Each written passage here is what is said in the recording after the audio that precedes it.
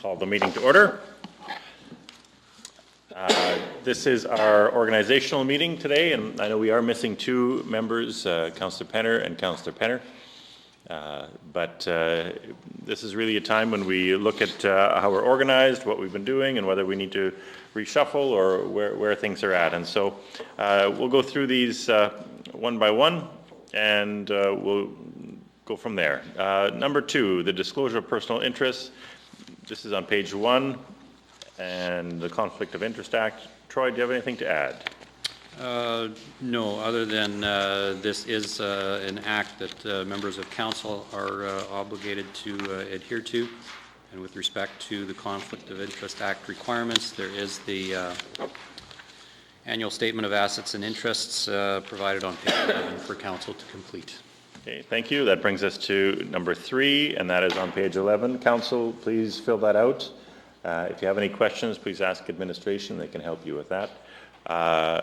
Deb, when do we have to fill this out till?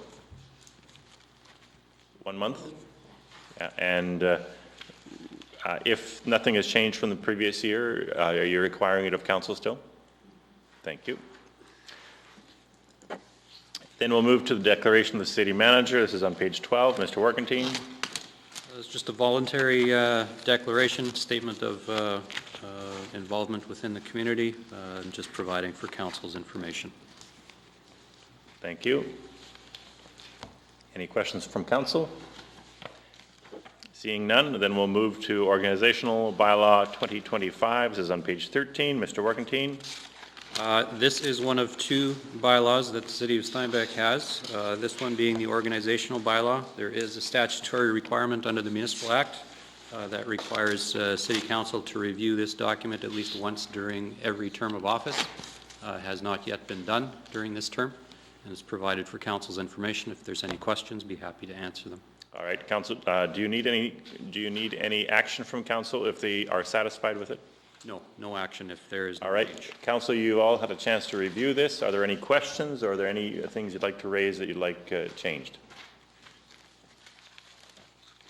All right, this has served us well for the last 4 years, and it'll continue to serve us well. Thank you. We'll move to the Procedural Bylaw 1809, page 17. Mr. Warkentine. That again is a similar situation with the organizational bylaw. It is being presented to council for review and consideration. If there are no changes, no actions required. If there is interest in revising, then council could proceed to do so. Okay. Thank you. Any questions of council or anything you'd like to change? Kept you all in the same seats, so you don't want to change that part? All right. We will then proceed with that. Then the appointment of a deputy mayor. I have to say this is something that has rotated from time to time. Councillor Fair, the last 2 years you've served very well as deputy mayor, filling in when I've been away, or whether it's at meetings or at special events, and I want to say thank you. That was very good. We worked well together, and I appreciate very much the work that you did and the work that you're going to continue to do. At this time, I'd like to appoint Councillor Carrie Penner as the Deputy Mayor for this final year of the term. We don't need a resolution. That is simply an appointment. Then we will move to the other appointments, and I'll just go through them one by one. The first one is Epp Public Library citizen appointment, and that is Mr. John Weeb. From Granite Park Boulevard. The other member of council will be Susan Penner. The Seine River Conservation District will be Councillor Fair, will continue his good work there. RCMP Committee Advisory Group will be Councillor Funk and Councillor Swagstra. The Steinbach Community Development Corporation will be Mr. Troy Warkentine, Mr. Jack Kaler, and Mr. Councillor Swagstra, as well as Mr. Keith Unger.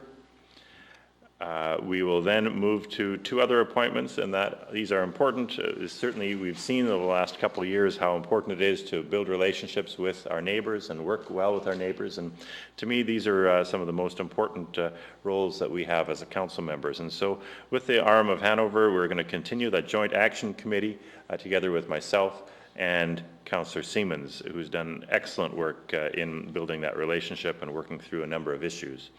We are starting on a new course this year, and that is with the arm of LaBroquerie, and a joint action committee with them together. We'll have myself as well as Councillor Fair on that committee.